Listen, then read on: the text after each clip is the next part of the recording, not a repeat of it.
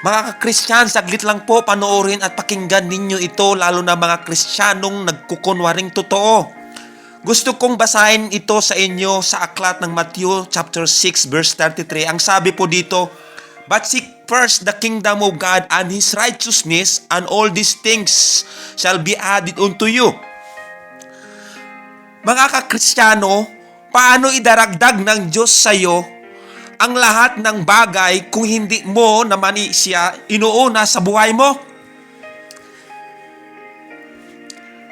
Paggising mo sa umaga, ano ang mga unang ginawa mo?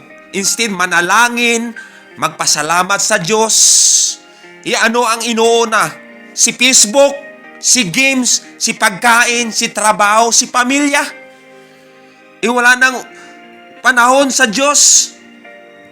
At pagdating sa linggo, inuuna ang pasyal, ang pagdalo ng mga party, kaysa pumunta sa simbahan. Yung iba naman, nasa loob na ng simbahan, panay Facebook habang nagmi-message ang pastor, ang pari. Hoy, kayong mga Kristiyanong nagkukunwaring totoo, igalang naman ninyo ang mga pastor, lalo na ang salita ng Diyos.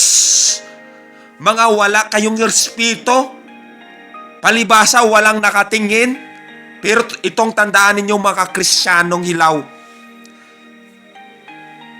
Hindi ninyo alam na ang Diyos nakatingin sa lahat ng dako.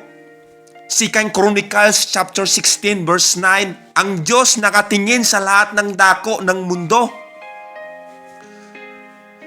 Gusto ninyo pagpapala ng Diyos, pero ayaw ninyong tuparin ang kanyang utos. Hindi niyo sa inuuna. Sa tingin ninyo, tatanggapin ninyo ang pagpapala ng Diyos?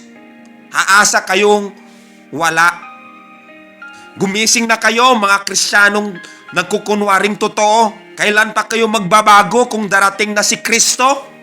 Kailan pa kayo magsisisi kung huli na ang lahat? Hallelujah! Yan lamang po ang mensahe ko sa inyo mga ka-Kristiyano. Naway, gumising na kayo, magbago na kayo.